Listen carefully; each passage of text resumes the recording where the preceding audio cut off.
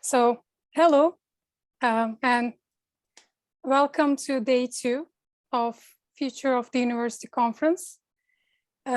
Most of you have been here since yesterday.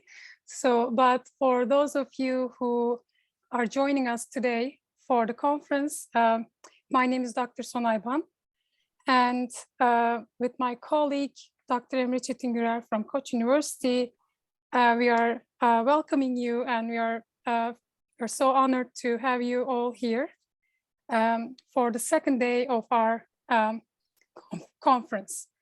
So I will just give you some technical instructions, and I will just summarize what we did yesterday as quick as possible, because we will have a great panel coming up for this slot. So we will have Turkish and English simultaneous translations for the panels. And for the English translation, please click on the interpretation icon with a world sign on the menu at the bottom of the screen, and then click on the English option.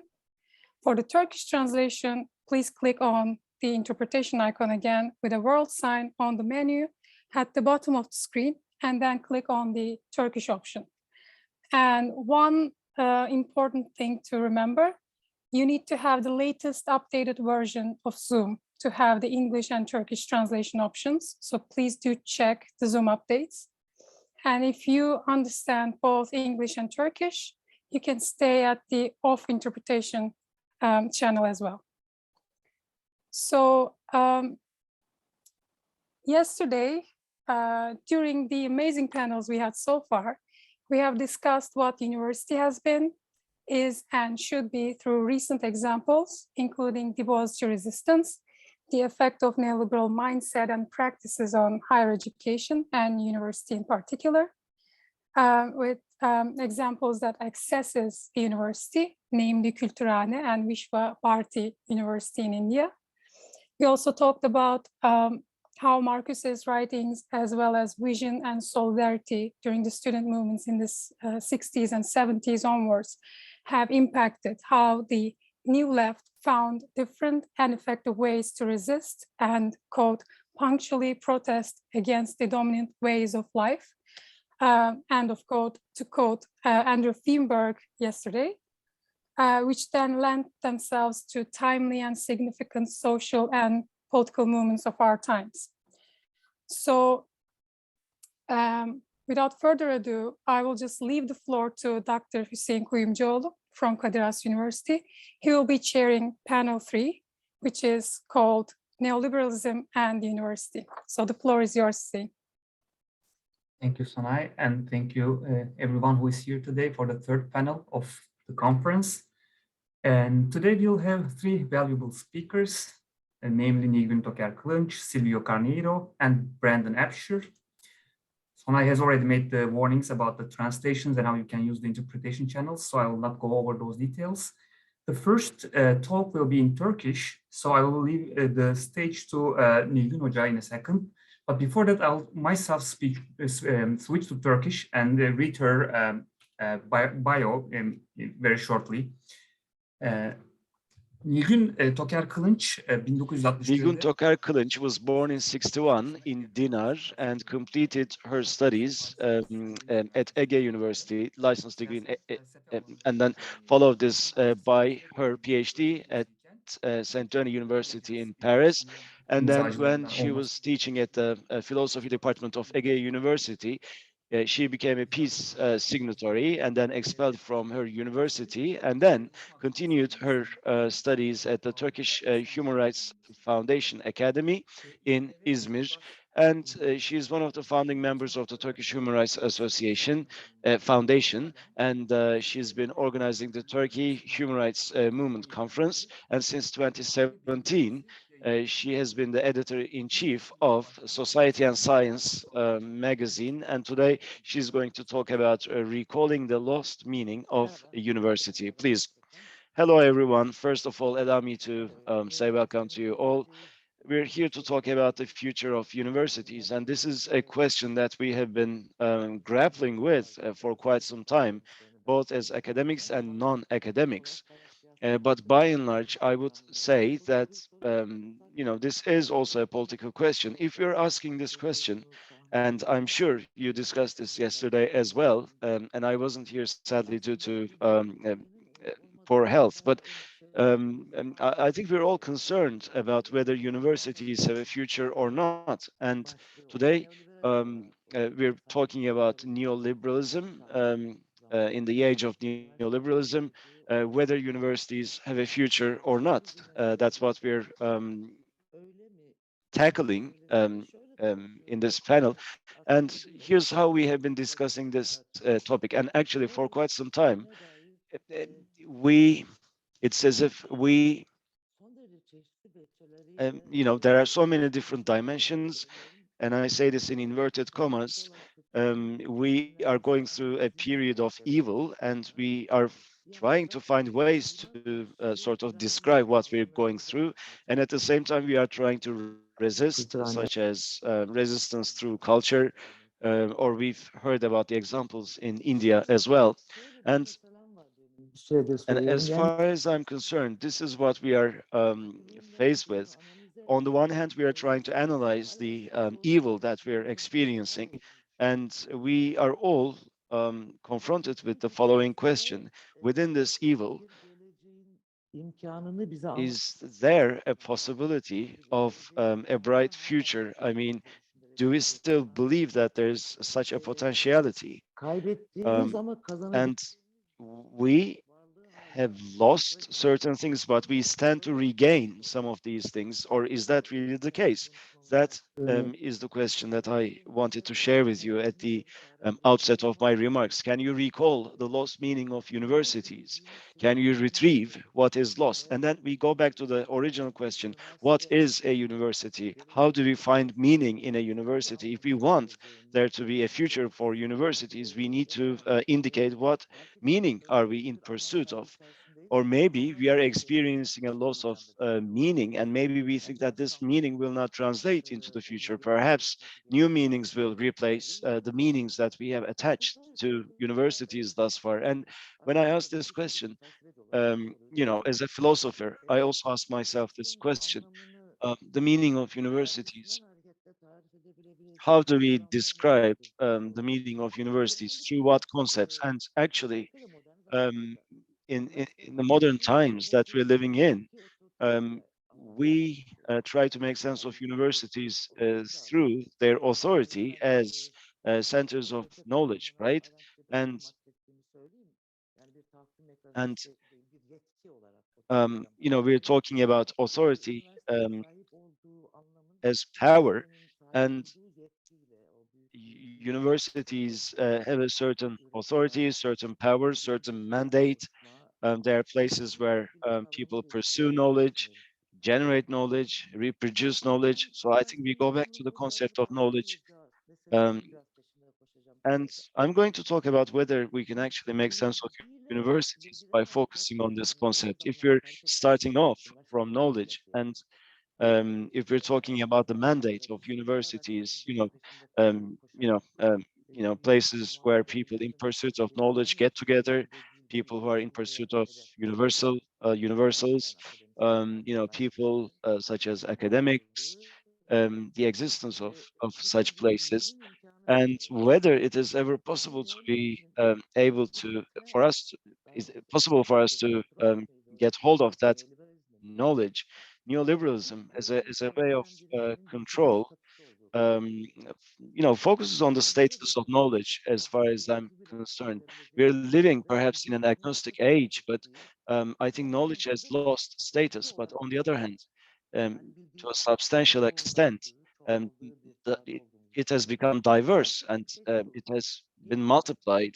So what I'm trying to say is, knowledge can no longer be contained by universities, because knowledge can be produced everywhere. There are R&D centers all across the world, and universities themselves have actually turned into R&D centers as we speak.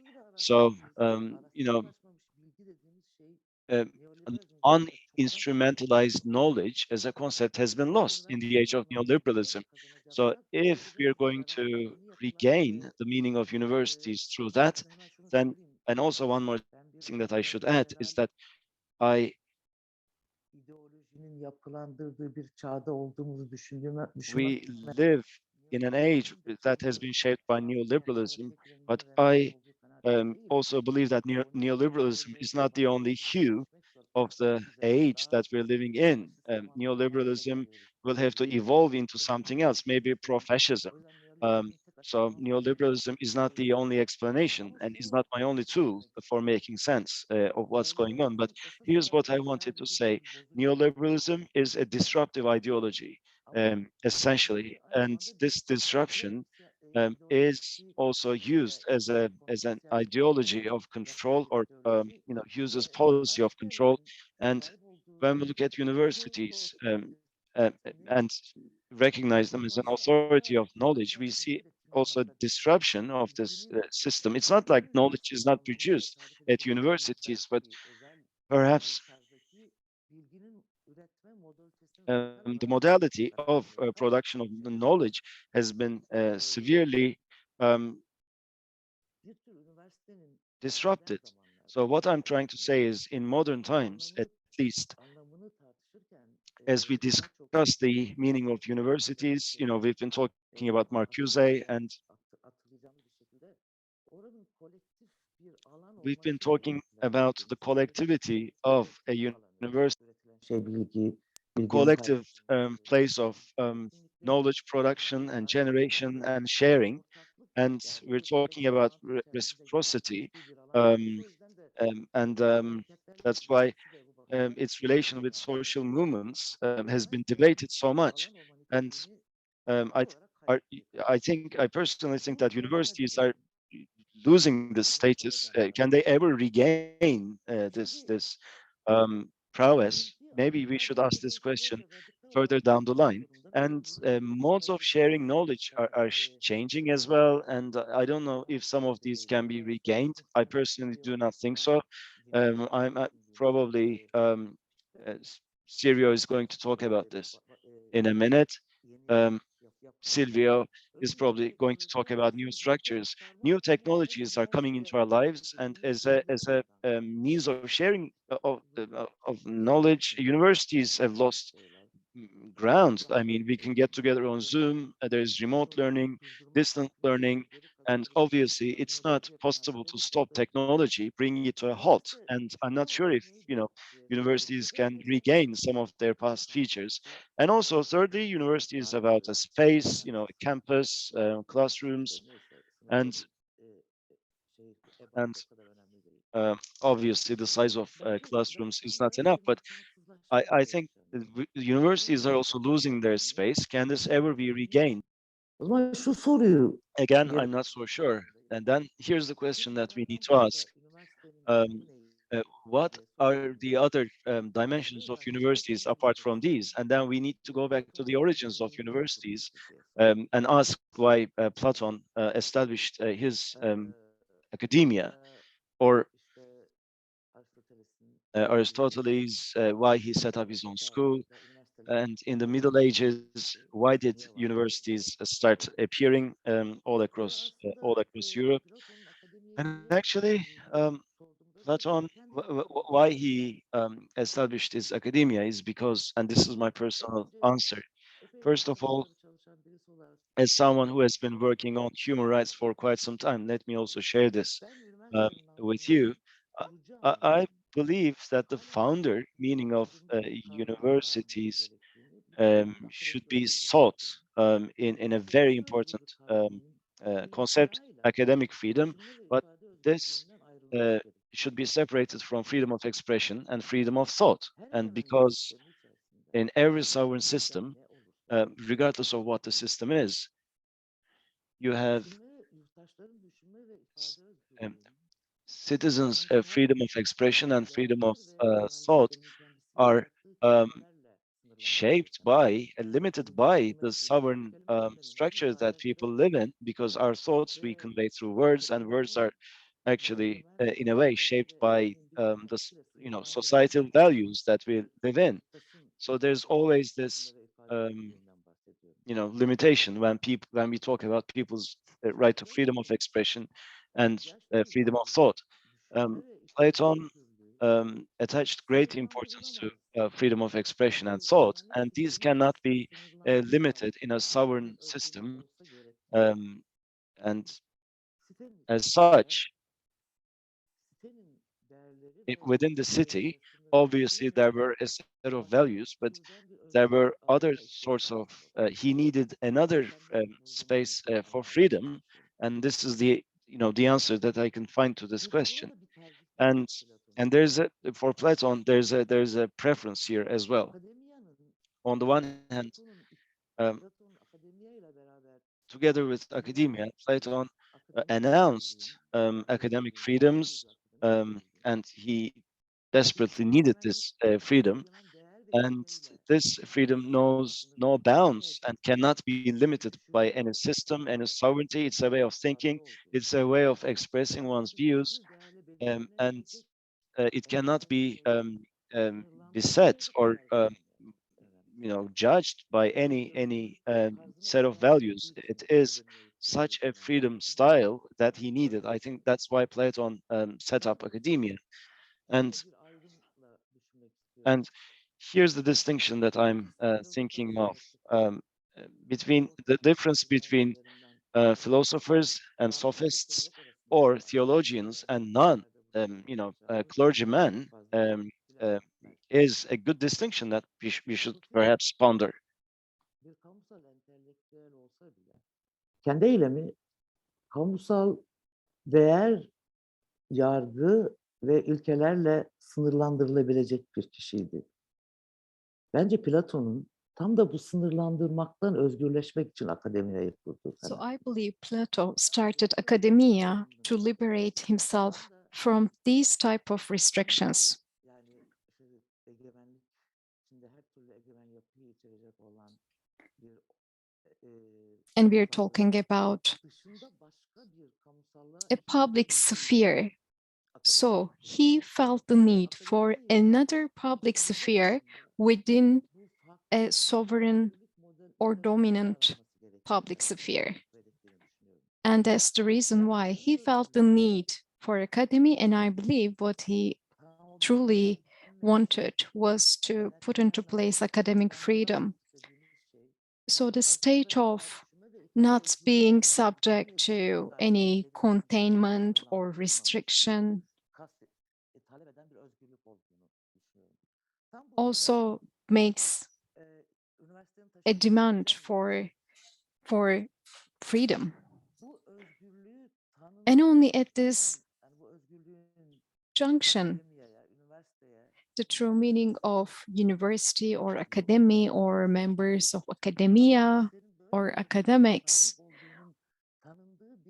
only if their academic freedom is recognized, then academic freedom will be possible. We have to acknowledge that.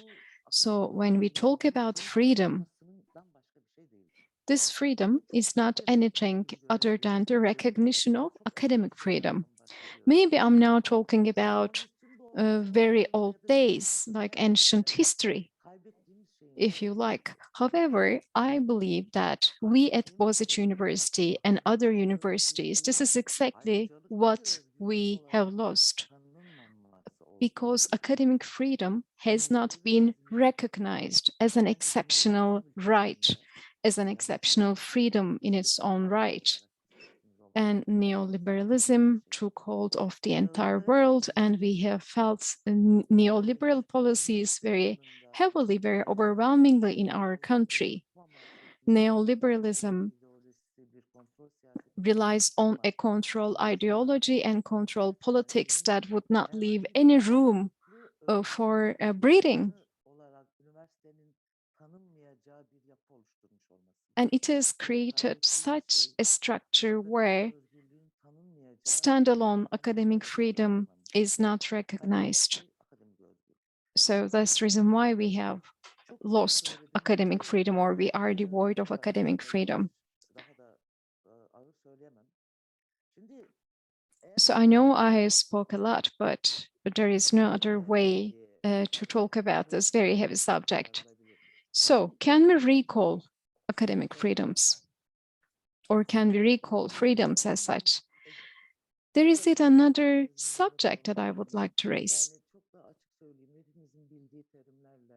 I mean, talking about capitalism or neoliberalism as an apparatus for control, it would cause a heavy atomization. And I believe Silvio will be telling us about this atomization and the resulting performance principle in a while. What happens is academics can easily describe or define their own efficiency, their own values through this concept. So this is a brand new concept of university and academics' understanding of university. So this also implies a very significant deformation. So on the one hand, we have lost our academic freedom,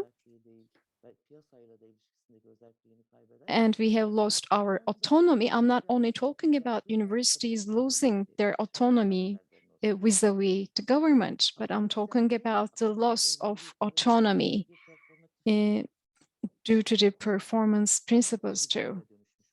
I mean, they have only become members of academia, have become people who would just mind their business in a way.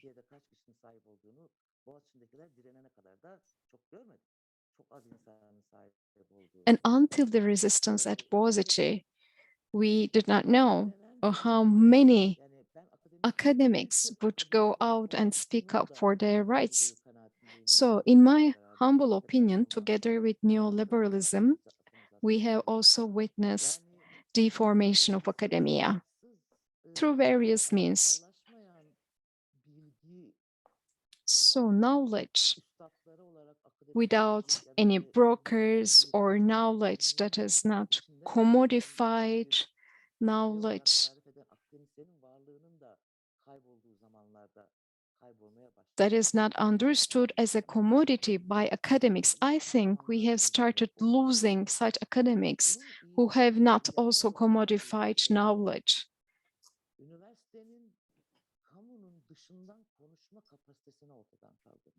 And this also eliminates universities' capacity to speak out of the public sphere.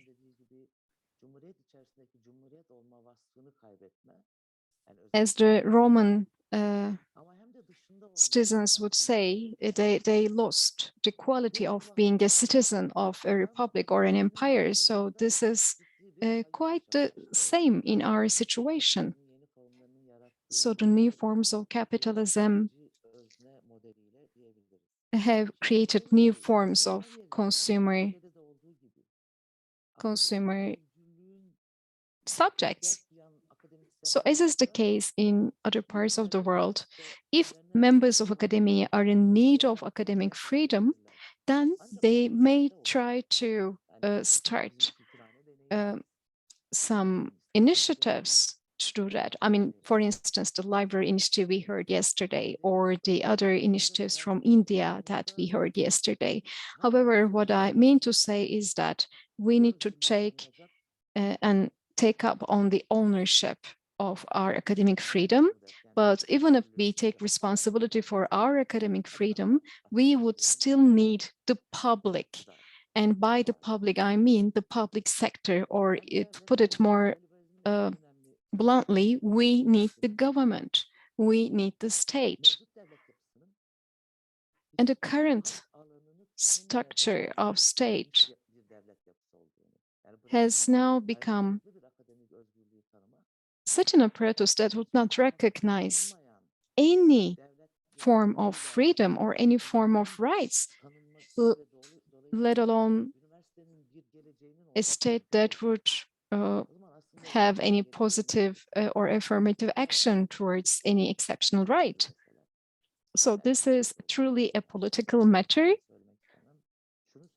It is quite obvious. I don't even need to name it. But let me conclude by saying this. We are discussing whether universities have a future or not. And we should recall the class struggles for the last 2 centuries and all the movements that have struggled for the last 2 centuries. And now we are stripped of all these struggles in a neoliberal order.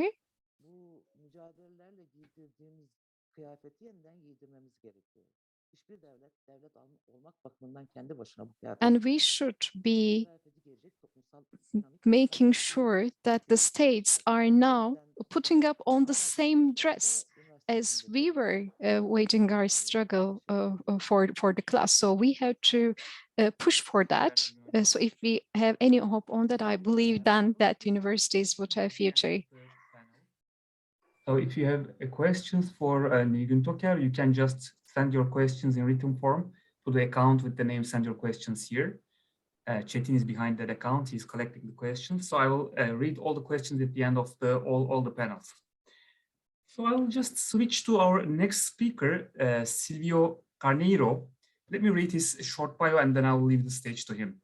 Silvio Carneiro is a scholar in the fields of critical theory, contemporary political philosophy, philosophy of education, and philosophy of psychoanalysis. He is a professor at the Federal University of ABC, UFABC in Brazil. He conducts his research on education as a member of the Rede Escola Pública e Universitária, Network for Public Schools and Universities, and of the DIEPEE research group on education rights, educational policies, and schools. His work as a member of the board of directors of the International Herbert Marcuse Society has as its focus critical theory, education, psychoanalysis, and politics. He is the coordinator of the Brazilian segment of the international project Extremecies, Critical Theory from the Global South, in the context of which he inquires into the dialectics of violence, with a particular emphasis on the dual role of violence as a significant component in both revolutionary emancipation and totalitarian terror. Some of his papers can be found at his academia page, which I can just post on the chat screen in a minute. And the title of his talk today will be Universities Beyond Performance Principle, a question of Bildung as resistance to neoliberal times. Professor Carneiro, the stage is yours. Thank you, Hüseyin, and all have a nice day today. It's my first day that I am talking with you. Sorry because I couldn't stay with you yesterday, but I will try to see the records and to talk more with you in another time. Today I will share some parts of some parts of my presentation. Let me take this, and I will talk about it according to our presentation. I will not see you because I can. Okay. Then the title is Universities Beyond Performance Principle, a question of building a resistance to neoliberal times. People said about some expectations of my talk now in the earlier part, and I will try to take this debate with the other panelists too. But for the first time, I would like to show this picture here. That's a university, a kind of university organized by the landless workers movement in Brazil.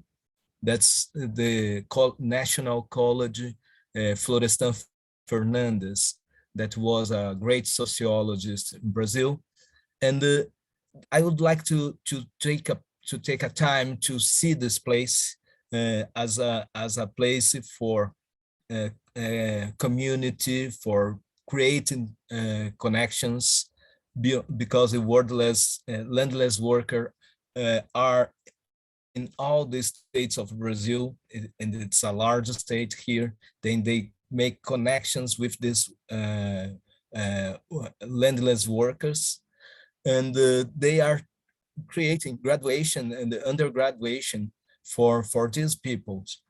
And I see this experience as a great experience in Brazil, because it is a kind of university with future, I believe, because it's a university, as we can try to show you, beyond the performance principle and with a territory. That's the most important part for me. Then look at glance in this place, and I will show the next one space here. That is a presentation, a general presentation. I would like to introduce you with a kind of conversation with Marcuse that had a talk about democracy, and he said in that time that democracy has and has not a future and a present. And I will translate it for today to think about this question, if university has or not a future and a present. The second part is about Marcuse's expression that he called that education is in sickness.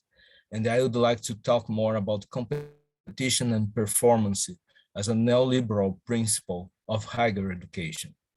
Then I would like to talk more about the Bildung. That's a German concept, and the Bildung as a Marcuse's as an element, an important element for Marcuse's critique of performance principle. And as a way of conclusion, this kind of utopian perspective with the question, could it be possible a great refusal in our academy?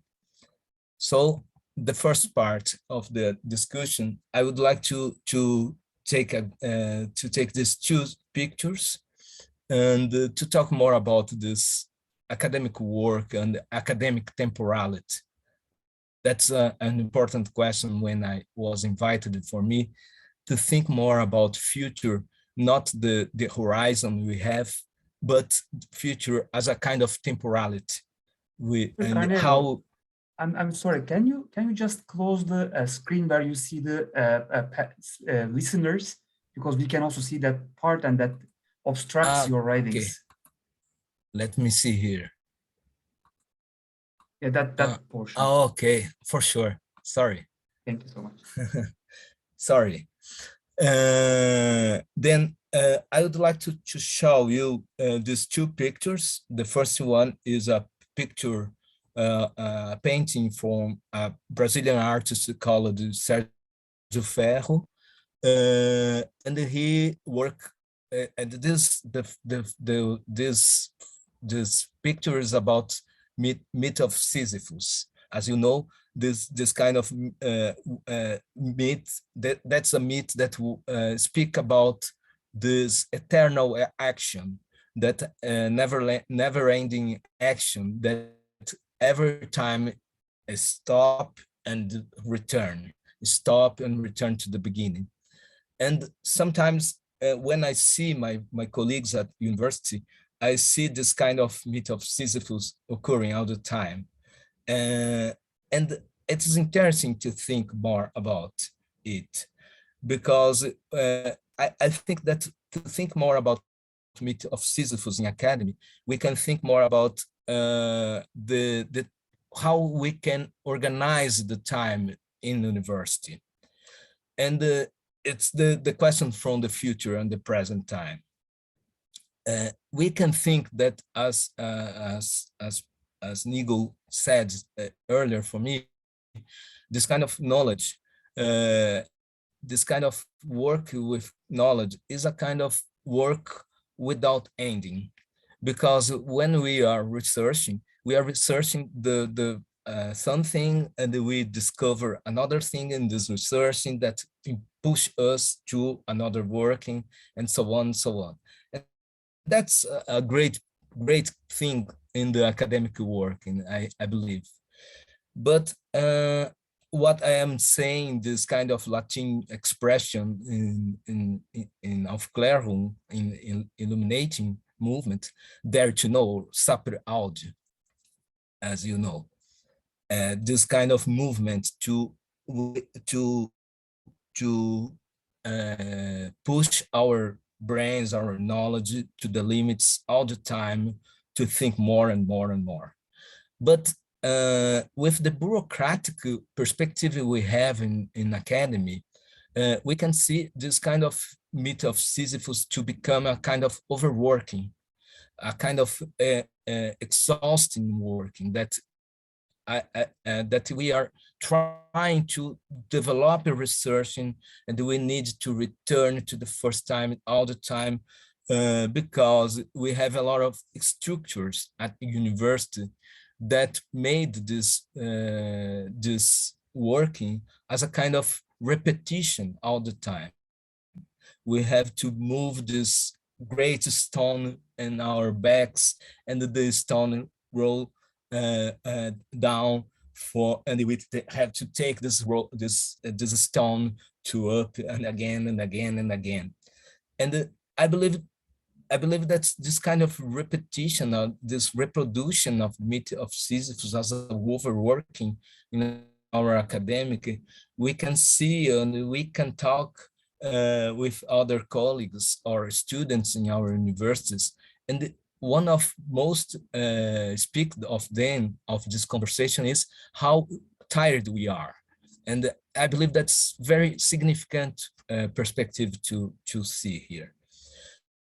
The other picture I would like to present my university where I'm working with FABC. This is the campus of São Bernardo, and I would like to note how the space is organized here, not just the time, but the space. And we can see this patio as a place that people go and pass away on this patio, but they don't have a place to meet themselves, to talk with themselves, to have conversation, to have a place to talk more. That's a great problem in this university, I believe, because people goes to the classrooms, take the class, and go and return to their homes at homes. Then that's very interesting to note this kind of instrumentality of the university, that it is a huge space for meetings, for knowledge, to creative people, and so on.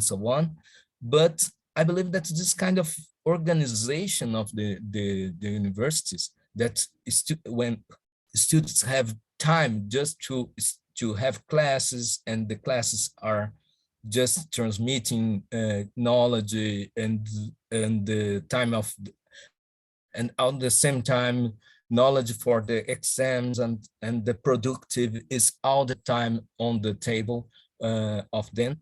It's a kind of neoliberalism perspective. That's I believe that's not just a kind of privatization or corporatization of the higher education, but it's a kind of organization of our rationality, of our temporality too. And that's very interesting in my university too, because for the development of the students, they are in competitiveness, in a competitive role all the time. They have to take the best great degrees, to advance for another to another degree, and to another class, to evolve, to have a kind of evolution in their formation, in their education, and it creates a kind of a competitive perspective among them. Then I believe that's the question is, there is a temporality in this competitiveness, a temporality of the eternal present. On the contrary of the neoliberal think tank says, competitiveness is not a question for progressive worker, but competitiveness is a kind of destructive worker. We have to destroy your enemy to stay in a place. Then the temporality of this competitiveness is not for the future, but to keep in the eternal present, to eternal now, as Benjamin said. And I believe that if neoliberalism has a kind of successful in these plans to in higher education, is about this kind of connection to make the eternal present a kind of organization of our workings. And that's make our academic work not as a dare to know, saper aude, but as kind of exhaustive overworking. Let me try to see the other perspectives, because I would like to show you that's not a kind of domination that with one side, that's just neoliberal, take the universities and so on, but there is a contradiction in that. And I believe that the best expression of this contradiction is Marcuse's thoughts about education in the time that he wrote about higher education, the end of the 60s. And I would like to quote this part. And just to look for the pictures for a moment and see in different, the place that the people are talking with Marcuse. That's a kind of nice place to stay, different from the university I showed you. That's just a passage to go to the class and then return to the home. But let's go to the quotation. I quote, "Education today takes place in a society which intensifies the social ambivalence of education to the breaking point. On the one hand, there are mutual dependence. Society depends on education. Education on financial support from the government, foundations, etc. Its value, education for the establishment. On the other hand, the transcendent force of knowledge beyond the establishment.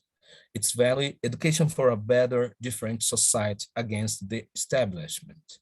And the second one is not just a kind of metaphysical transcendence force of knowledge, but a kind of empirical, as Marcuse said, because it's the knowledge for a better society that moves a lot of things, technologies and knowledgement, and absorb new cultures in the universities and so on, at the university, sorry, and so on and so on. That's interesting to note that the relation between higher education, knowledge, and establishment is a kind of contradictory relation, because in the same time the establishment needs this kind of knowledge that advances for the society, but in the same time it contains keep in the eternal present, as I said, the education in the limits that control it. That's very interesting to note. I believe that we can see a kind of genesis of this in two, for the one in the Bologna process in the 90s. That is a kind of document, and the first colored picture here is the Bologna University, one of the first universities of Europe. And there, in this Bologna University, they created the Bologna process in the 90s. And it's very interesting to note how this process presents the reform of the higher education for them. First of all, it's a kind of enhanced to competition. They want to make European universities as a competitive institution around the world, among the other institutions in the world. That's interesting that the first principle of this document is to enhance the competition. And for this, in this sense, they are creating a common system for mobility between students and professors in Europe, created by a kind of credits that we can control the time we have in the universities, adding credits for these people. It's not the disciplinar, it's not more a kind of knowledge based on the class that you have, actions that you have, but a kind of measurement of time you have in university, and a kind of connection with development of the knowledge.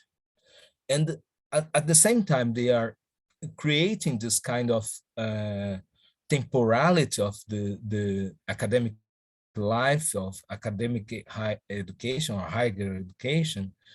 This Bologna process are reducing the sex of education in two main cycles of education: undergraduating and graduation education, shortening the time for this formation.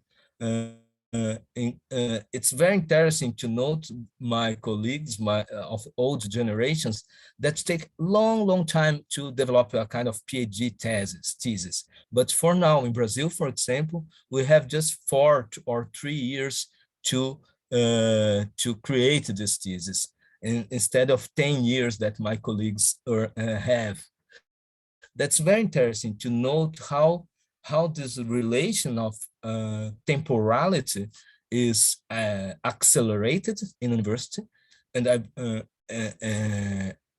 and how it is connected with this kind of neoliberal, because you must be productive, efficient, and you have to develop your knowledge in this as fast as you can, because you are in a competitiveness with other enemies or other adversaries, and so on, so on.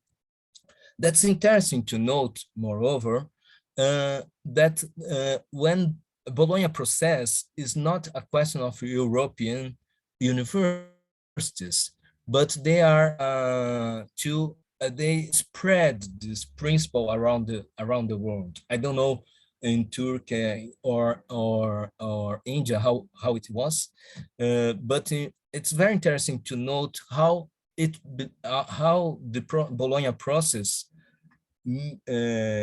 goes to present their principles in Brazil in a different situation, because neoliberalism politics, it's interesting, it's a world pattern in the world, but it's interesting to note how locally transformation they do when they spread around the countries, different countries. Then there is a lot of neoliberalism around the world, because there are different cultures and historical movements in the world, in each country. Then I believe that Latin America is an example for this, because this Bologna process, when Bologna process arrived on these countries, they met a country based on a civilian military dictatorship in Latin America, for example. We can remember Chile as a country that was changed by its dictatorship, and the university became already in the times of dictatorship there as a private, with the privatization of the university, or the privatization of higher education. Brazil has another place, it's a little different, because the universities in Brazil, most of them are public too, and they are creating the universities in times of dictatorship, public universities in the times of dictatorship, as a massive movement. But for this kind of university that they created in Brazil, makes are created in a neoliberal condition, I believe. That is a kind of productive university, efficient productive university that becomes university, a kind of technical knowledgement, and not a university that are connected with the problems of the people. Do you know? I believe that's a kind of one-dimensional society in that time. We can think one-dimensional man, Marcuse one-dimensional man, when he said about this, about how modernization arrives on this underdeveloped countries. It is not like the affluent societies, but modernization in underdeveloped societies arrives with violence, like dictatorship in Latin America. This picture is a picture in times of dictatorship in Brazil. Then we have this kind of connection between this process that were occurring in times of dictatorship in Brazil, in Latin America, and when Bologna process arrives in the 90s, they match this kind of productivity, aggressive and technological university that we have with this kind of competition, with this kind of principle of competition, or we can say this principle, this performance principle. Let me see more here. Let's talk about a little more about performance principle. That's interesting how Alain Ehrenberg, a book in Brazil is called The Cult of Performance, that they connect this kind of entrepreneurial discourse about this competitiveness connected with the athlete, the figure of the athlete. It's interesting to note the performance principle as a kind of connection with competitiveness and high performance productivity.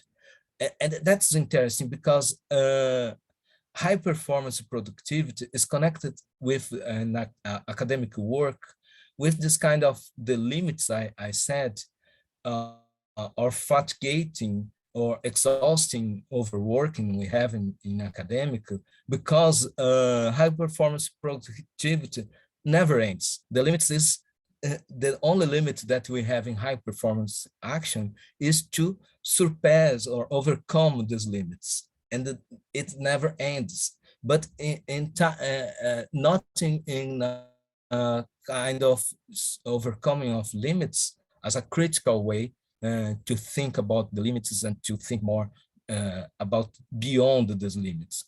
But high performance actions or high performance activities in universities is how to become more competitive, how we can accumulate forces to be in the first place in the ranking.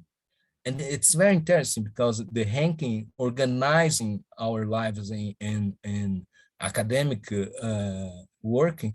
And for me, it's not important who are in the first place of this ranking, but the problem is there is a organization of the universities that creates this kind of illusion of the first place, of the first university that we have. And it's a kind of organization of universities to create not universities as universities, but universities as a brand, as a commodity, as some people said earlier. That's the reality principle. I believe that this connection with performance principle as an athlete working is connected with this kind of Marcuse's concept of performance principle, that he said in Eros and Civilization. I can read here a part of this, a definition of Marcuse, when he said, I quote, "We designate it as a performance principle in order to emphasize that under its role, society is stratified according to the competitive economic performances of its members." That's the question for the performance principle. This organization of the worker, or even the knowledge as a kind of competitive economic performance. And that's make, I believe, this exhausting overworking. And in the same time, workers are integrated to this establishment. We are all integrated in our resources in Brazil, for example, to grant funds, to grant funds for our resources. We have to be all the time proving ourselves, confessing, I believe, as Foucault said, confessing our work all the time for huge structure, abstract structure that make a measure of our productivity. I would like to go ahead and think about an expression that Marcuse said, education in sickness. For the first time, we can read more about what Marcuse will think about education. And one quotation is that education is the teaching and learning of knowledge considered necessary for the protection and enhancement of human life. That's very interesting because they he connected knowledge with life, with arrows, and so on, so on. And I put this picture of the little girl that is a child for the landless worker in Brazil. It's a very famous photo of by Sebastião Salgado,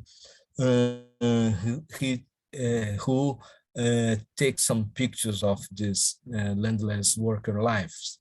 And that's the knowledge that we have. That knowledge we have for Marcuse is this knowledge for human life. But in the structures of the neoliberal structures, it makes sick the process of knowledge. I would like to quote a conception of Douglas Kellner about it. For Marcuse, I quote, "The dominance of the empirical, positivistic social sciences, this kind of traditional theory, if you think about the critical theory and traditional theory formulation, this kind of dominance within the university is attributable to a flattened and uncritical form of knowledge that promotes and requires greater specialization, professionalization, technocratic control, and a strong tendency to fetishize methodological models. The result, a sickness of a one-dimensional being that vitiates the multidimensional concept of Bildung." If we read about the first consideration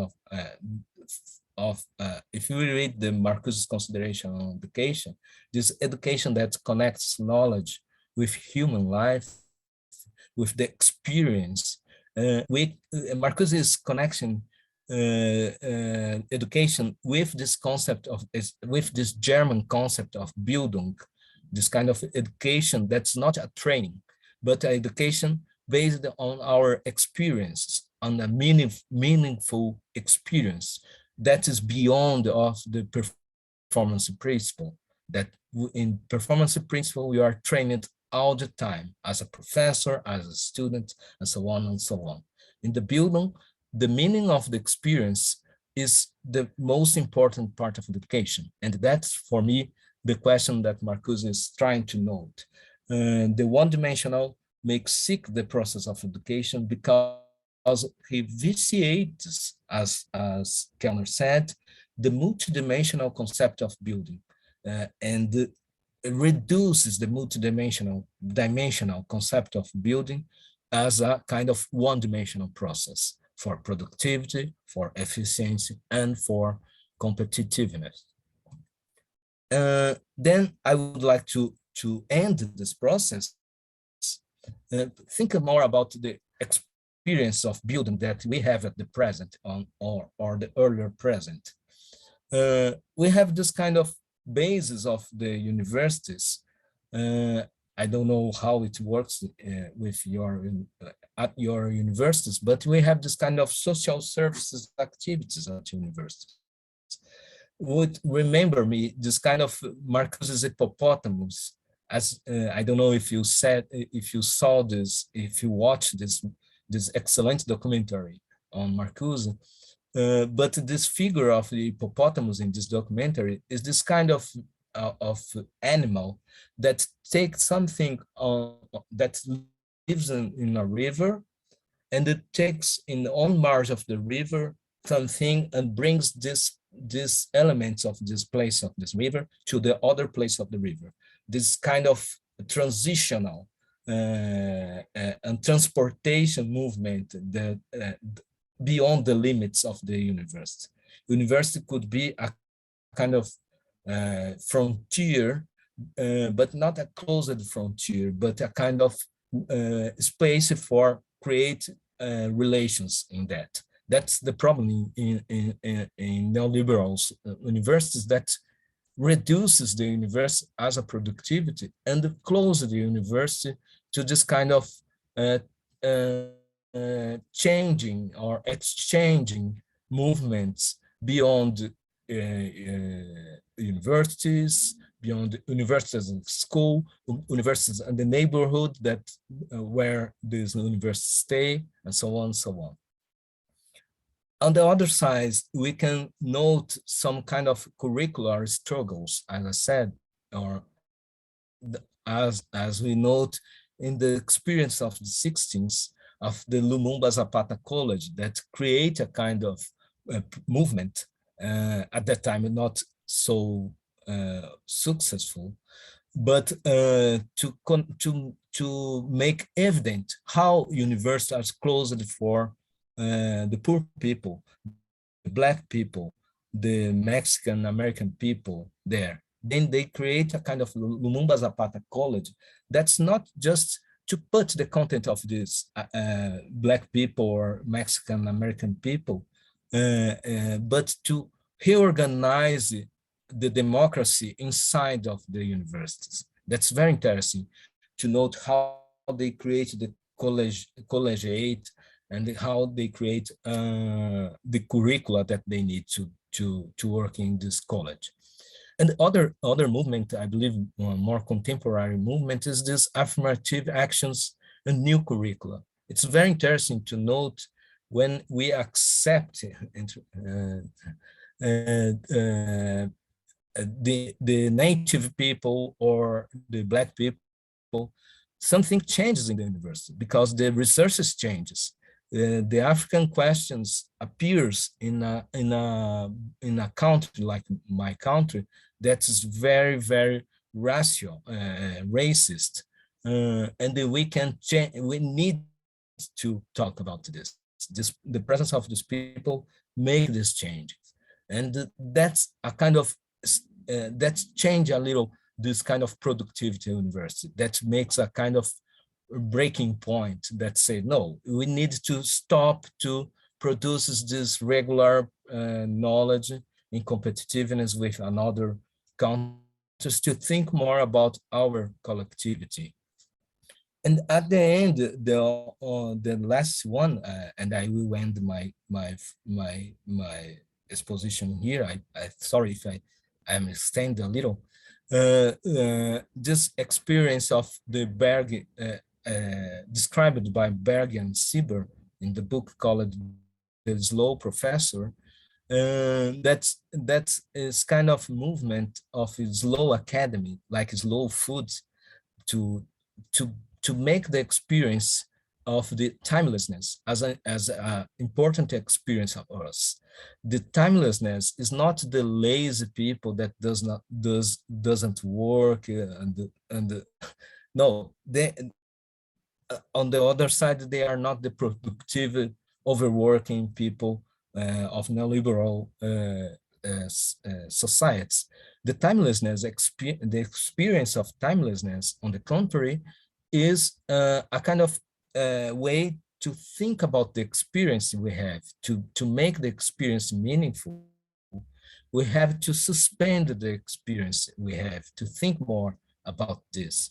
I believe that meetings like this, when we are talking about the future of universities, we suspend a lot of activities we have to think more about our academic conditions. And that's a kind of timelessness, experience of timelessness. We are suspending all the productive activities we have to think more about how we can change this condition, how we can have a future.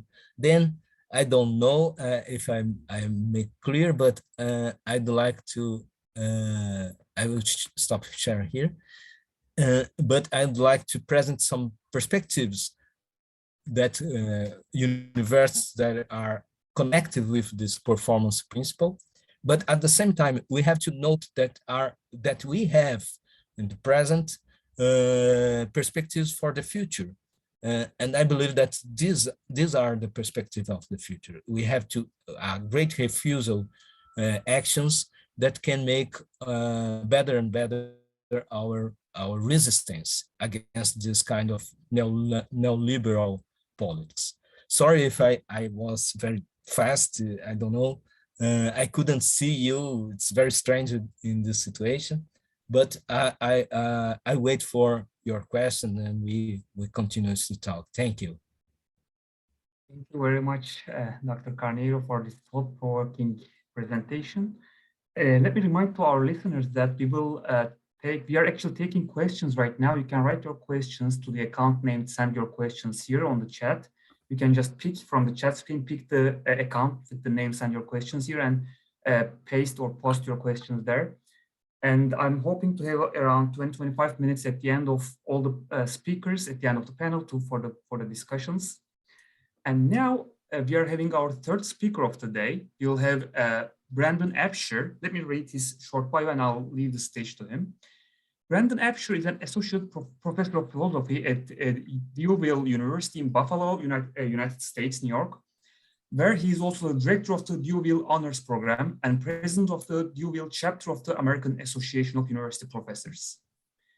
Absher is a co-coordinator of the Radical Philosophy Association and a longtime community activist in Buffalo and beyond. He has recently published The Rise of Neoliberal Philosophy, Human Capital, Profitable Knowledge, and the Love of Wisdom by Lexington Books. So today, the title of presentation that he'll be talking will be Theorizing the Post-Pandemic University, Making Live and Letting Die in Neoliberal Higher Education. Dr. Absher, the stage is yours. Thank you so much. So I'm going to go ahead and share my screen here. I think we should be good. Can everybody see that? Yeah. Okay, awesome. Thank you. All right, so I think the first thing I want to do is begin by thanking the organizers. This has been fantastic. I think the talks have been wonderful. I'm learning a lot. One of the great things is that I feel there's so much resonance back and forth between everything we've heard so far.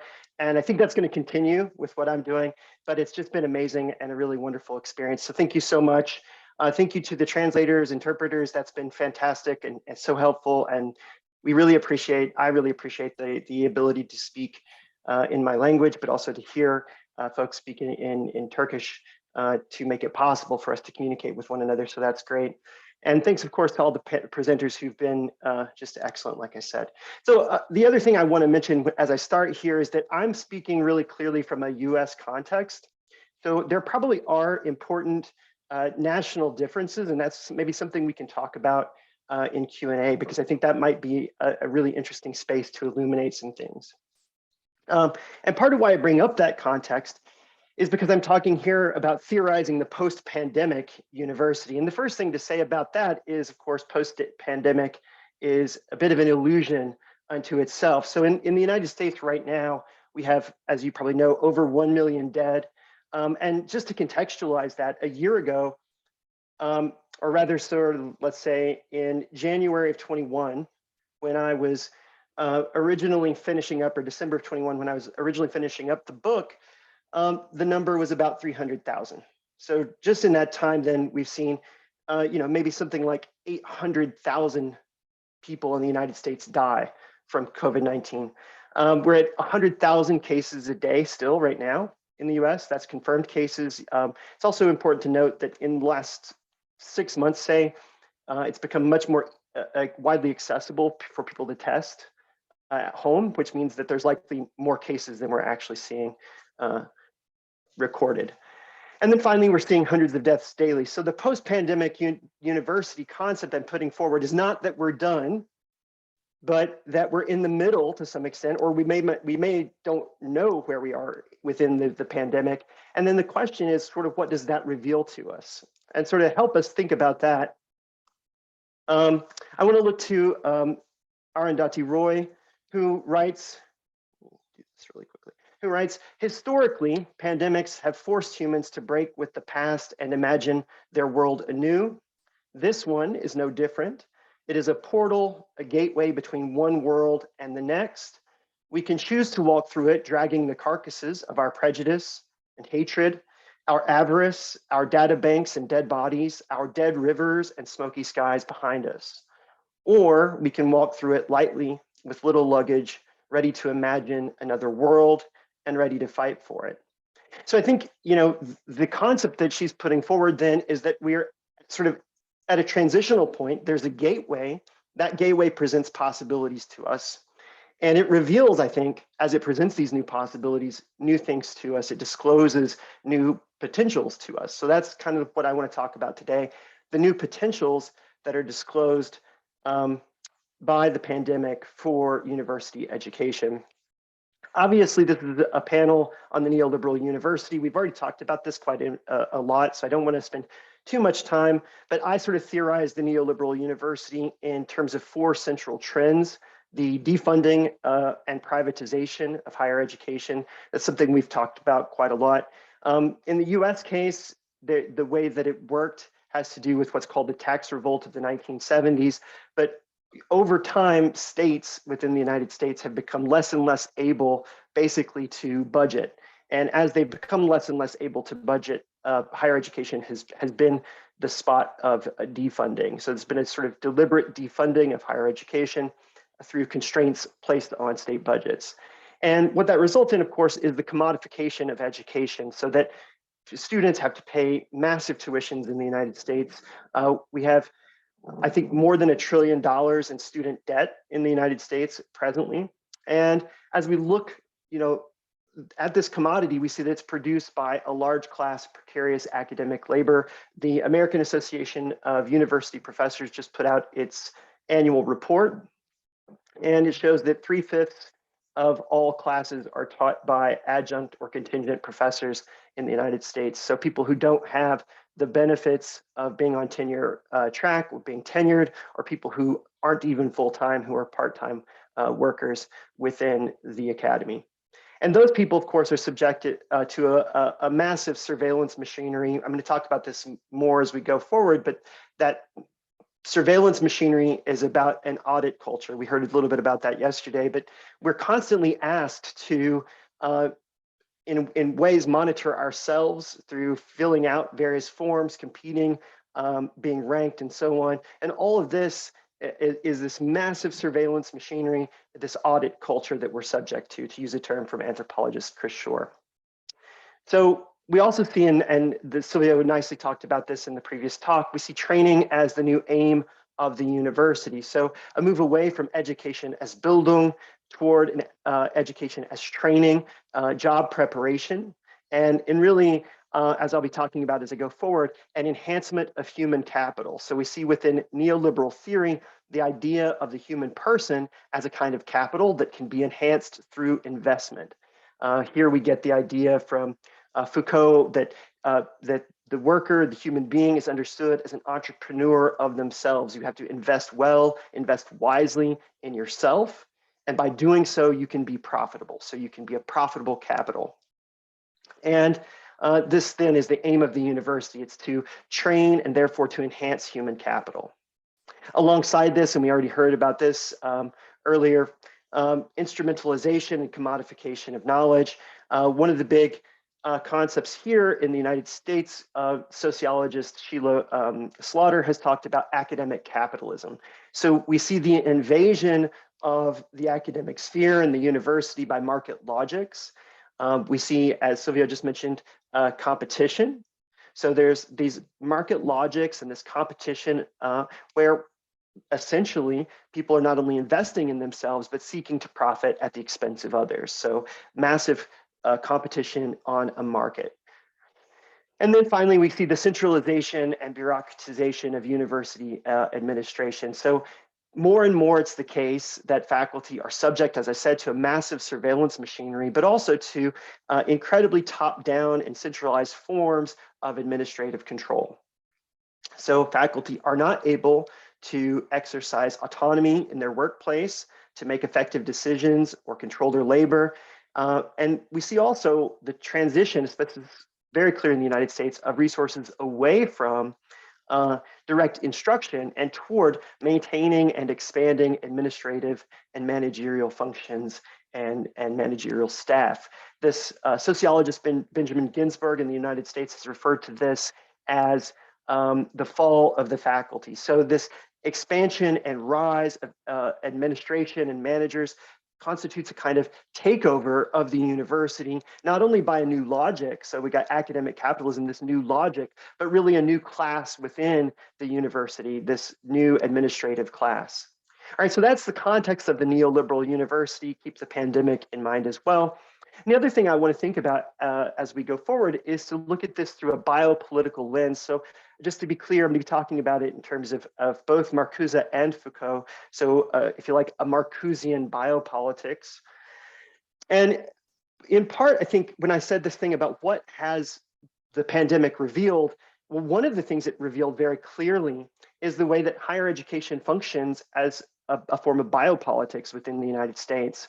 And the way to see this, I think, most clearly, and I don't know about other places, but here we were deemed essential workers, which meant that unlike in other industries, education could go back to work very shortly after the pandemic began.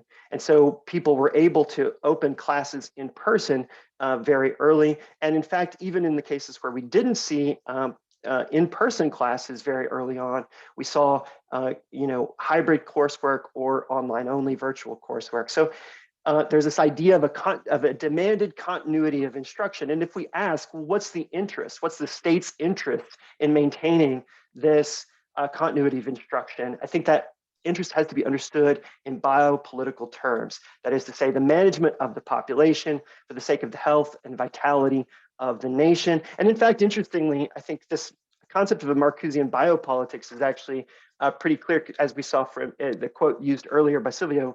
Marcuse talks about education as the production of knowledge for the protection and enhancement of human life.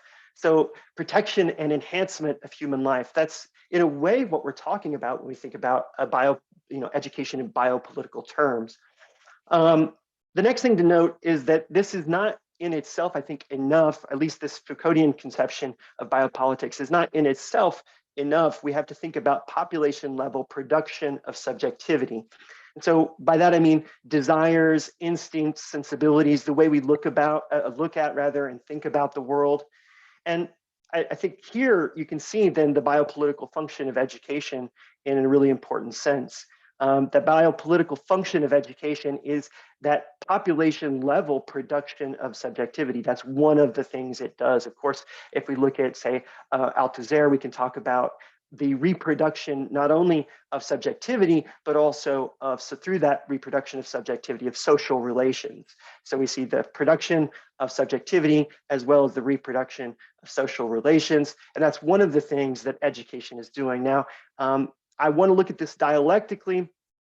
So that's not the only thing that it does, but that's one of the things that we see happening in education. Another thing I kind of want to mention here as we talk about biopolitics is that I don't think that we should conceive it as necessarily a good or bad or right or left thing. I think there can be such a thing as a liberatory left biopolitics. And I think that became, I think, hopefully very clear to a lot of people through the course of the pandemic. That is to say that the state can and should intervene for the sake of the health and well-being of the population, considered perhaps even as such.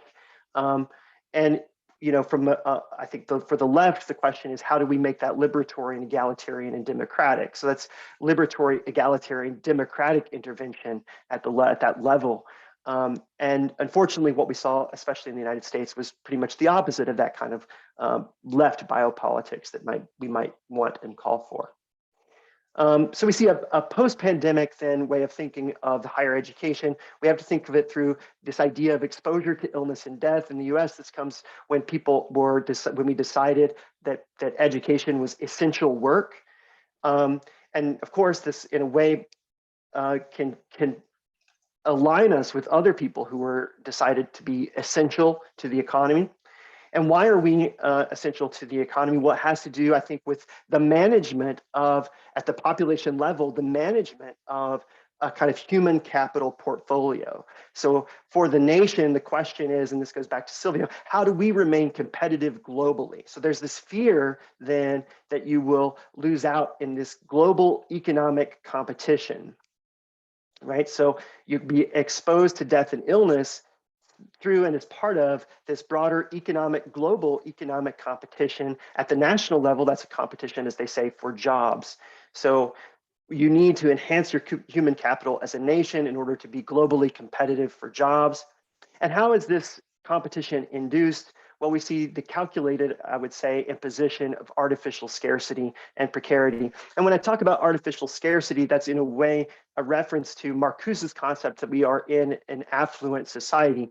And that's not perhaps true for every nation on Earth, but I think specifically for the United States, you see any kind of scarcity is artificial scarcity. But when we think also about the sort of massive production of billionaires that we've seen in the course of the last decades, you know, we can imagine for ourselves, you know, what would it mean to redistribute that wealth? What would it mean if we reoriented production away from this massive accumulation of wealth on the one hand and toward social need on the other hand, right? So we can eliminate this sense of artificial scarcity and precarity to a great degree by distributing that wealth that we see, you know, held by people like whatever in the US, Bill Gates, we see Elon Musk and others. I think we're projecting that Jeff Bezos might become a trillionaire in the near term. So imagine what it is for one individual to control $1 trillion in wealth, and what we might do if that person didn't control that wealth and in fact that it was given to the population. So a final point about this is we see when we think about production of subjectivity, it's about immediate identification with economic performativity. And that goes back to the idea of the athlete that we were just hearing about, this sense that you must hustle. This is the English word we hear in the United States, you must hustle. People often have what they call side hustles. A side hustle is an extra job, right, that you do in your spare time. So you have to hustle, and by hustle, get ahead and win, right? You can be a winner or a loser if we think about the way that Donald Trump often talks. So we identify with our economic performativity, our productivity, and that's how we understand our identity, our sense of success, and so on. And so when we think about what is a biopolitical Marcuse or a Marcusian biopolitics, I think the work of Clayton Pierce is useful. I think Charles Reitz showed Marcuse's Challenge to Education, a really great volume. For those who haven't read it, I'll be referring to it again. And Clayton was, I think, a co-editor of that alongside Douglas Kellner. And he writes, he says, what is important to recognize is that Marcuse's critical theory of education, read through a biopolitical lens, focuses on how education in advanced capitalist society links economic productive needs with the production of individuals and populations who are sensitized to and habituated for a competitive struggle for existence, where how we invest in ourselves in economically rational ways translates directly to the degree of freedom that can be enjoyed in society. All right, so what's the thought here?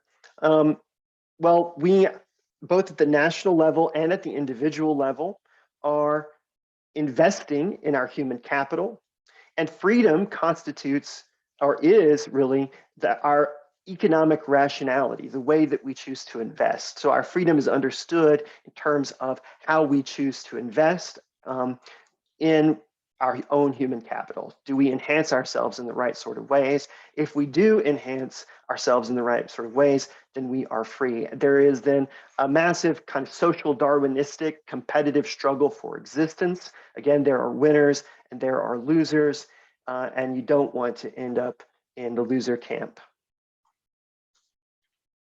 Now, as I mentioned previously, I want to look at this through a Marcusean and dialectical lens.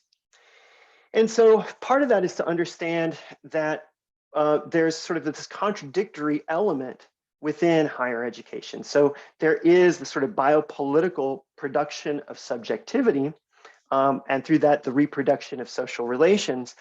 But there's also a sort of counter movement within education itself. So it's not two separate things. I think Arnold Farr, who was here yesterday and maybe here today, speaks about the repressive versus the emancipatory education. And I would say that both of those elements are always going to be present in education. So there's a dialectical contradiction present within education where we see the repressive and the emancipatory meet up alongside one another.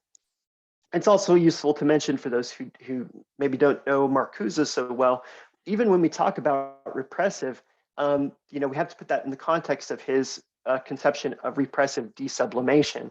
And so repressive desublimation is not necessarily or exclusively a kind of check on freedom or something negative. Rather, it actually works through the production of needs and desires. So in this sense, he's very close to Foucault. So we see a dialectic of education. And why is there this dialectic? Well, number one, the society itself is dependent on education, dependent on knowledge. And that's part of the competitive economic process, and he says part of the steering of the political process. So, one way to think about it, since the 1960s and into the 1970s, we've heard a discourse of the coming information society or the coming knowledge society. And I think there is truth in the claim that, if you look, for example, at the stats, you see more and more people are involved in what's frequently called service economy, but major portions of the service economy are actually part of what we might call the knowledge economy. That is to say, it's not about bartenders or baristas serving coffee, but instead it's about people who are working in data centers, or people who are working in call centers, or people who are writing blogs and so on. So those are the kinds of jobs, not exclusively, but those are a major part of the jobs that we see created. And so as part of this competitive economic process, then, that knowledge economy is absolutely dependent on higher education. He talked about steering of the political process. And here I think we really need to think in something like, we might say, geopolitical terms. But, Marcuse, writing in the 1960s, talks about wedding the welfare state to the warfare state. And so if we think about the military industrial complex within the United States, you see massive spending, massive social governmental spending on the military, but in a way that's a jobs program, right? And the other side of that jobs program is that it's often part of that tech and knowledge economy. And the other side of it, of course, is that it's for global imperial hegemony. So it wants to establish the United States as the imperial power. So both that process then of economic competition for jobs at the global scale, but also the imposition of imperial hegemony through military technology, both of those things are absolutely dependent on the university. I was reading something in the magazine of the AAUP, the American Association of University Professors, where the author suggests that probably the majority of research ever conducted or published is still held in secret by the United States, and perhaps also by the Soviet Union. So if we think about it in those terms, you can see that this idea of knowledge production for competition in economic and political sense, again, it's dependent on the system as such is dependent on higher education. At the same time, then, what we see is an increasing need to contain knowledge and reason within the conceptual value and conceptual and value universe of the established society. And so here's the problem, right? As you create this class of knowledge workers, as you create this class of technology workers and service workers, you also create a new subjectivity around it. And that new subjectivity, as we've seen time and time again, is actually pretty resistant to society as it is and looks ahead for something new. And so there's a contradiction here. To go back to what Silvio was saying, or even to Charles's talk yesterday, Bildung, is going to be part of that process. And so that contradiction in terms of what is education has to be contained somehow. And it's this attempt to contain that leads into what we can think of as an educational counter-revolt. So, or counter-revolution, sorry. If we think about Marcuse, he writes in the early 1970s, counter-revolution and revolt. So he's foreseeing already this process. And you can see in the United States, people are talking about an excess of democracy and this fear that the new demands being made by the new left, being made by women, being made by various movements for equality and freedom within the United States, that all of that pressure from below is really shaking the institutions. And so what are they going to try and do? They're going to try and tamp it down through some kind of containment process. And so when we think about the neoliberal university, we should understand it not merely as a kind of economic process, but also as a deliberate political strategy that served the purpose of preemptive counter-revolution.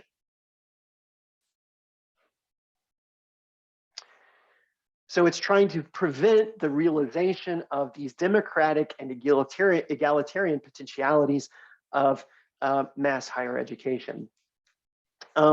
If you haven't read it, especially if you're in the US context, but not only if you're in the US context, there's a book by Christopher Newfield called Unmaking the Public University.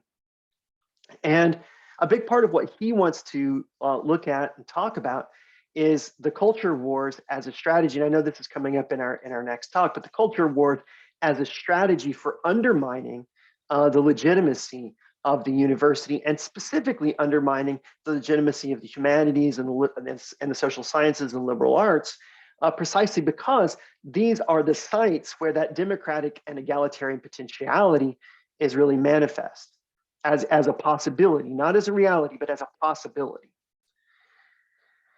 So the centrality of higher education to the knowledge economy we see revealed, and this is very clearly revealed by the pandemic through the treatment of academics and students, as I said, as essential workers. But the other side of it, and this demand for continuity. But the other side of this, and this is sort of an ironic feature of this biopolitics, is that essential signals that you are marked for exposure to illness and death. So in this sense, again, I don't want to overemphasize the analogy here, but in the United States, we saw that refugee women, immigrant women working in meatpacking plants were sent, basically to their deaths at the factories. And I'm not sure, but I think it might be the case that those factories never stopped production. That exposure to illness then was what it meant to be called an essential worker. Right, so there's this fear of a meat shortage. In the same time, we see something very similar. Again, I don't want to overstress the analogy, but something similar in the sphere of higher education, where education workers, professors, students were understood as essential to the economy. And particularly, I think this is because there is a fear of labor shortage. As we look right now, you'll see in the United States this intense worry about what they consider to be inflation pressures, but pressures on prices, really. So we see rising prices. And one of the favored explanations by the all-powerful economists with respect to this is that workers have too much power, right? Workers are demanding, the wage demands of workers are too great. And why is that? Because of a labor shortage. And so you can see then the ways that managing higher education and managing this human capital portfolio is also really important to the broader perspective of class struggle within the United States. That is to say, if there is labor shortage at whatever piece of the puzzle, then not only does that produce production shortage, which is why the prices are one of the reasons why the prices are going up, but also it places new workplace demands, right? It empowers workers to make new workplace demands. And we see that, in the tech industry, for example, we've seen game designers, video game designers unionizing in the United States. We've seen that Starbucks, but we also see the emergence right now of the Amazon Labor Union, which has managed to unionize the first Amazon warehouse. So, we look at that total picture, what we see is a shifting balance of power within the class struggle. And part of that shifting balance of power is the production of labor shortage, which has occurred as part of the pandemic. Or at least that's the explanation I'm putting forward. So what does this mean for us as people who are involved in higher education? So the first thing, and I hear it's clear that Silvio and I are thinking in very similar terms. The first thing I would like to point out, the first thing I would like to point out is the idea of an education in sickness that comes from Marcuse. This idea of an education in sickness really, I think, points as well to the idea from Adorno of wrong life, where we have to think about the ways that we produce and reproduce, not just subjectivity, but also a subjectivity that is oriented toward a kind of false form of performativity. And that goes again back to Silvio's talk about the kind of athletic concept. But I think we should also look at the coupling of life and death in terms of performativity and disposability. So who is disposable and how are they disposable? And how do those logics of performativity and disposability govern the neoliberal university? As we look at those logics of performativity and disposability, I think some of the things we need to focus in on is the system level irrationality. And I think that's really what I mean when I talk about Marcuse's concept of sickness or Adorno's thought of wrong life. If we think about the demand, the absolute demand for growth and productivity. And that the way that growth and productivity is itself coupled to waste and destruction. Here, obviously the biggest thing is ecological devastation. So, is it really possible to continue expanding the economy, growing in productivity indefinitely and infinitely without, utterly destroying the ecological basis of the economy? So that's a system level irrationality. I think another kind of system level irrationality, which I mentioned here in the final point, is the idea of bullshit jobs. That is to say, we see that very much of the productivity in question is often make work. And we see this even for ourselves within the academy. So part of that, academic surveillance machinery involves us in almost unending box ticking, form filling, and production of paperwork, which in most cases no one will ever read, and even when it is read, seems essentially pointless. So we're constantly doing pointless work, and this leads, of course, to a culture of burnout and exhaustion, which is also what Silvio was talking about. So another way of asking the question then and thinking about it is to ask ourselves, what really constitutes essential work and what is really essential in what we do. And I think, you know, again, if we think about the pandemic as a portal, one of the things that it has allowed us to see are elements of what is essential in what we do, and in perhaps both meanings. It's essential to the system in as much as it's necessary to reproduce and manage that human capital portfolio at the national level. But it also has a different kind of essentiality, and that sense of its essence is really about that concept of Bildung. Of course, as Charles mentioned, we have to reconstitute the way we think about Bildung. It's not a Bildung for the production of, you know, a kind of national subjectivity, but some other kind of revolutionary subjectivity that we're trying to create. In the interest of time and getting to questions, I think I'll go ahead and stop there. I really appreciate you all listening, so thank you so much. Thanks a lot, Dr. Absher, for this beautiful presentation. I have at least 4 questions. There might be some other questions that I'm missing right now. I'm checking my box.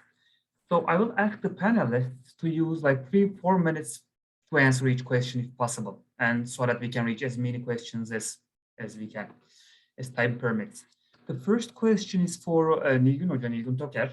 I will read the question slowly in Turkish so that the translators can catch up with the question for Turkish non-speakers. Merhaba, Nilgün Hoca'ya bir sorum var. Soruyu soran. There is a question to Nilgün Toker, and the question is asked by Erkan Bağcı. Now that the academic freedom is defined by such strict boundaries, wouldn't it transform the relationship of academia with the outside institutions? This being the case, as we lose academic freedom, the desire to reclaim it or recall it, doesn't it entail a request to stay outside of the system? We cannot really say that this would somehow strengthen academia or academic freedom as such. Perhaps we need a brand new definition of academic freedom for what we should be struggling for. So Erhan Bağcı is the person who asked this question. I'm very sorry, I was not feeling well and I spoke very quickly, and perhaps I couldn't really express myself well. I did not mean to talk about this. I just wanted to say that academic freedom is a distinct right in its own right. I mean, I didn't mean to reduce down the importance of other freedoms, or for instance, freedom of expression. That's the reason why I said that this is a political matter indeed, but perhaps I couldn't express myself well enough. Yes, perhaps I have defined academic freedom as some sort of exceptional right or freedom, having its own space. But on the other hand, we need the existence of academic freedom for society at large. Here is what I meant. The true meaning of university, in other words, the definition of academic freedom, in my opinion, is to do with the capacity of the university. The critical capacity of universities. I think what we have lost is the capacity of criticism of universities, and this is very much needed for the transformation of society as such. That's the reason why the universities should remain outside. And when I said that should remain outside, there should be a certain distance in order for the university to be able to maintain its criticism. I'm not saying that the universities should be totally out of the game, but universities should have enough distance for objective criticism. So I don't want to be misunderstood. I believe universities should have a capacity for criticism and should have a space for criticism. Otherwise, universities will not be able to transform the society, will not be able to lead the society per se.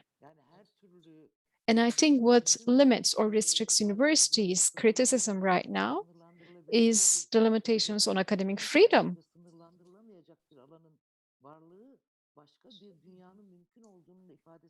I mean, I believe that another world will be possible if we can have these academic freedom granted, or if we can manage to eliminate the limitations on academic freedom. I have a few questions for Dr. Carneiro. So I will ask you to, like, if possible, to answer both of the questions in like 6-7 minutes so that we can have time for other questions. I will read both of the questions for you. The first one is shorter so that you can like answer them both. Fethiye Erbil asks, it was great. Thank you so much. How do you think universities in different countries can collaborate on this? This is the first question. How do you think different universities in different countries can collaborate on this? And the second question comes from Ranier Abengana. He says, hi, Silvio, thank you for the very interesting talk. I really think slow academia has great potential too, but at the same time, the likes of Philip Vostell, accelerating academia, have made viable challenges to the slow movement. What really happens to those who refuse by advancing the slow movement? Aren't those who do this end up remaining in the margins, especially in a culture of publish or perish? Until there are those who abide by the culture of hyperproductivity, those who resist will end up marginalized and eventually be removed from the institution. I suppose I'd like to know your thoughts on how we can be hopeful in a rather hopeless situation. Thanks again.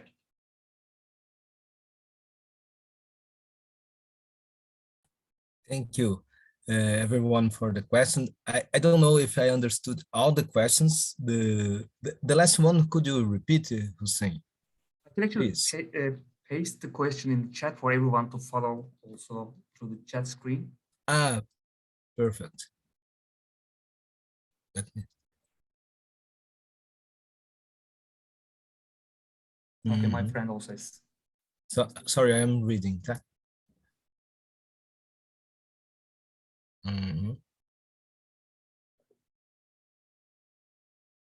Okay.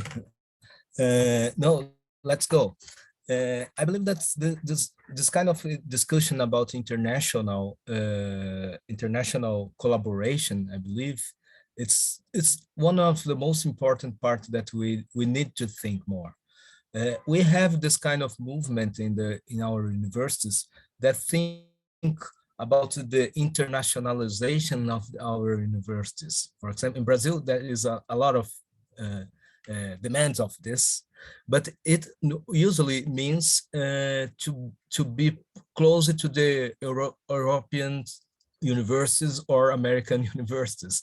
That's the meaning of internationalization in this neoliberal perspective. But I believe that there is another way to think more about internationalization, and that's one we have. We need. I believe that we have a lot of common experiences among the world, around the world, and I believe that we have to make this kind of parallel institutions that we have. For example, International Society, Herbert Marcuse International Society has a lot of resources around the world: India, Brazil, Mexico, and so on, or Turkey. And that's very interesting how we can make closer these actions, how we can create a kind of international research. I believe that's the way that we need to think more about. About the second and third question, I believe that they have this kind of connection about this slow movement. That's I believe that's important because one thing to destroy this neoliberal movement is to accelerate or hyper accelerated the movement, because how as faster as it can be, the movement could be uncontrollable. That's the point. I believe that in this kind of culture of hyperproductivity and acceleration. But I think that the problem is basic, as Brenda Absher said, because it's a kind of life and death questions that we are living here. the symptoms, the psychological symptoms of this acceleration of the process of universities are huge. Depression and even burnout and so on and so on. And that this kind of suffering, that's not an individual suffering or psychological suffering, but a social pathology of the neoliberalism. This kind of depression situation that we are living, because we are not, that's a great refusal of depression here, that we have to look. And it makes something to think more about this kind of slow time, or in the sense that we can think more about what is this slow time. Is not to stop the time, because it's impossible. The time is over and over and over. But the question in the slow time is to let the experience through to us. Experience is not a subjectivity experience we have, an individual experience, but experience could be something that happens in front of us. And let's hear more about this experience that we are living now. That's the kind of experience that neoliberalism broke, because neoliberalism accelerate our time every time, accelerate our time. Then we can think more. We cannot think more about the experience that you are living, because when we are thinking about this, it's loss of time. Time is money, and so on and so on. Then just for think more about this, we have to think more about the neoliberalism, not so as a question of not just a question of privatization and so on and so on, but as a kind of biopolitical strategy of right or conservative right, like Brandon Absher said too. We can think more about how capitalism organizes our time, and how we can criticize this kind of organization of time. That's I believe that's a radical thinking here, but it's just the start of the movement. Then we have to think more and more, and I believe that we need more meetings about this. Thank you for the answer. So here now we have another question for all panelists. Gaye Ilhan asks it, and it's also in the chat. You can follow while I'm reading it. Throughout these sessions, neoliberalism has emerged as the culprit behind the erosion of the university. But this reification of neoliberalism seems to erase the political dynamics, more specifically political agency. In each of these cases, there are political choices involved made by partial governments on behalf of the supposedly common good. The educators were deemed necessary workers, for example, not by an abstract idea of neoliberalism, but by some policymakers in a state capital. What in general do you have to say about the role of politics? This is a question for all the panelists. So who would like to go first? Yeah, I can say something if you'd like. I think that I think this is something we have to consider quite a lot. If you look at Wendy Brown, who's a political theorist, she talks about the conception of economic man, Homo economicus, versus political man, Homo politicus, and the ways that the neoliberal transformation of society has served for depoliticization, or the transformation of political questions into economic questions. Now, the way I kind of look at this matter is to think, number one, that even the way of dividing so that the economy is considered something apolitical is itself a political act. And so to begin with, political resistance has to start by understanding economic questions, even abstract economic questions, as highly politicized questions, as political questions. So for an example, recently in the US, Biden said he was going to trust the Fed. to make decisions about inflation and how to deal with inflation. But that's not a technocratic question. That's a political question. That's a question of class warfare. They're about to start a recession, what will ultimately be a global recession for the sake of essentially lowering worker demands. And so that's what the Fed is deciding to do. That's a political question. Now, I think you meant political also in a different sense, which is to say sort of the processes by which individuals fight for, collective movements fight for those kinds of questions. One issue, at least in our context, is that the left largely functions from a position of not only minority status, but almost erasure. That is to say, it's very difficult. I mean, in recent years, Bernie Sanders in the United States has been able to put, a kind of left-wing discourse into popular imagination. So we're not totally off the map, but for a very long time, the left was just totally off the map of mainstream political discourse. And so part of the fight then was simply to be legible as a political option that the collective could take. That's not where we are right now, but of course now we're in a fight against ascendant fascism and authoritarianism. We're in a fight against attempts to radically reduce democracy, which means, if successful, that it won't matter what the political discourse is. We can have left-wing, whatever our ideas are, but what are the mechanisms by which we can turn those into policy, turn those into power? And if every level of government across the globe and in the United States is controlled by authoritarians and fascists, it's not going to be the fight is going to radically shift in terms of what it means. So those are things we have to do. And another point, the final point I kind of want to make is that it's important to understand that at least in the U.S. context, there was a kind of popular body for neoliberalism. It didn't entirely come from above.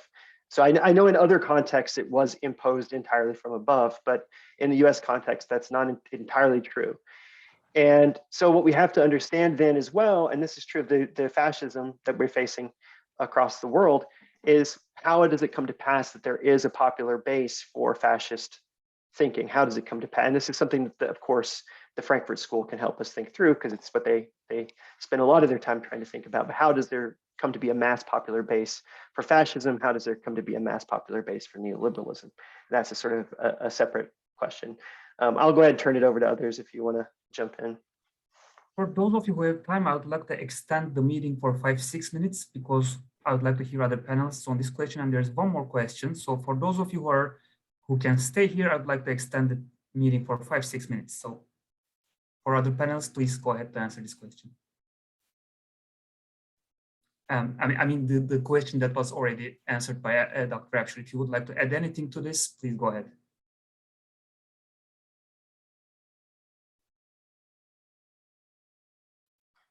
Bir şey söyleyebilir miyim? Tabii ki hocam, buyurun. Can I say something on this? First of all, what I tried to talk about was exactly what Brandon was now saying about neoliberalism. So neoliberalism is not an economic ideology as such. It has to do with government. I mean, it is a political ideology of government and governing and ruling. And what neoliberalism has put forward in recent decades points to a new form of ruling. And it brings along some new concepts while eroding the meaning of some others. For instance, the performance principle or Bildung concept or other concepts of Marcuse.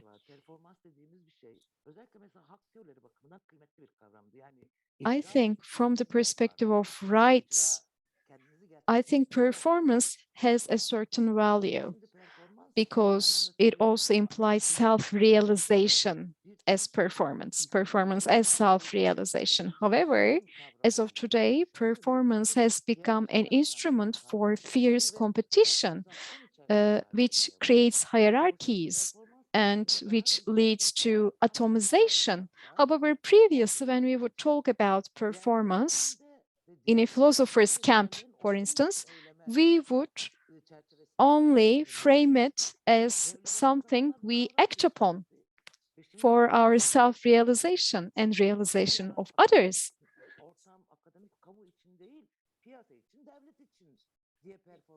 So performance is now measured only for the benefit of the private sector, for companies, not for the public good, not for the common good. So, in other words, neoliberalism as such is not an economic ideology. It is a political ideology. It is in place for the sake of capitalism, for the sake of ruling with capitalism. And Brandon has also talked about the efforts to legitimize socially by making people poor through their identity politics. So the only toolbox we have is to reclaim academic freedom, any type of freedom, but especially academic freedom. But I need my academic freedom to fulfill my duties, to perform my duties. This is what I understand from performance. That's the reason why what really lies on the shoulders of all members of academia is to fulfill or perform their parts, but they should be liberating themselves. They should liberate themselves so that academics are not deformed. I think this is an academic responsibility too. That's the reason why this collective group of academics resisting, the collective resistance, I think it is very important. It is very vital. And we need to find other ways of coming together. We need to be stubborn at insisting on this collectiveness. And as Brandon has rightly put it, this is a political matter. Thank you very much, Professor. Listeners, permit me, I would like to extend this meeting for just five more minutes because there's another question by Andy Lamas. If I can read that question to you as well, we will have the chance to talk about that question finally. And the question is also in the chat box. You can follow it from the chat box as well. Let me just read the question by Andrew Lamas very quickly. In the USA, we have an organization, the American Association of University Professors, AAUP, whose slogan is One Faculty, designed to promote solidarity among all those full-time, part-time, tenured, and non-tenured who teach and do not teach at universities. I appreciate this slogan, and I believe it's useful, but as faculty are subject to processes of proletarianization, perhaps it's necessary to establish solidarity and create campaigns and organization with all those who labor at the university. Example, groundskeepers, building and maintenance workers, food service workers, low-level administrative staff, and with those who live in the surrounding communities in which our universities are located. What are your thoughts about this? This is again for all the panelists. Whoever wishes to start can just go ahead. I think that I can start and please go ahead. Try to connect with the Nilgün exposition too. I believe that the point is that for the first time, one of them is right is think about in neoliberalism rules as an economic element, to people that fight for rights, sometimes in neoliberalism system, are fighting for consumer something.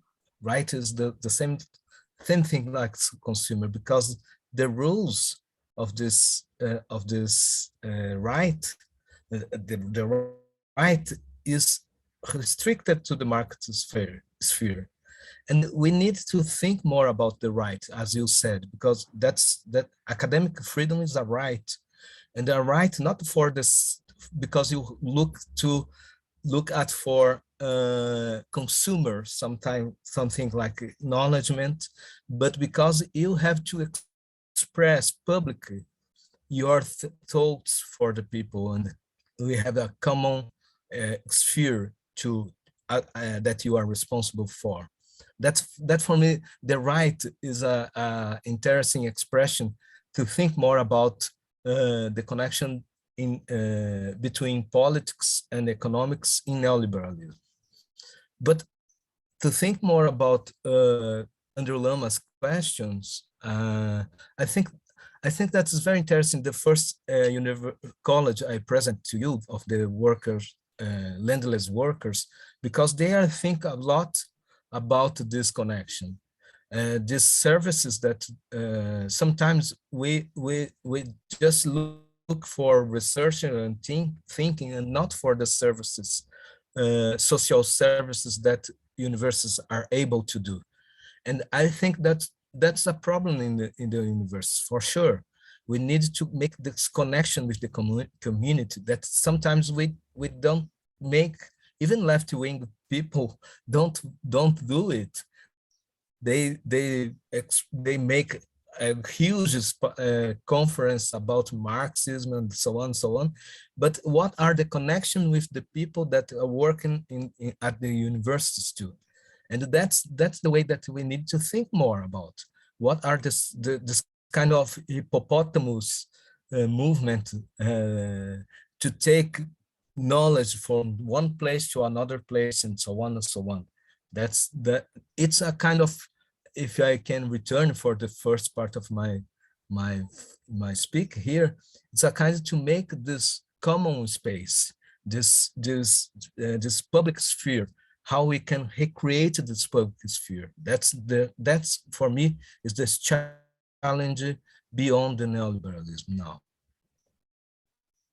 If I could just follow up briefly, I'll promise to keep it very short, but I was going to say, I think what Andy says, and I agree with what Silvio just said, you know, one of the major challenges is that very often the way that faculty seek to defend themselves is by articulating their rights in difference from workers, or at least I see this myself within my own context.